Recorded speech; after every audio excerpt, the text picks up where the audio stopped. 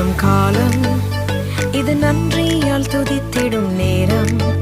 தேவ வார்த்தையை நம்பிடும் யாரும் கிருபையை கொண்டாடிடுவோம்.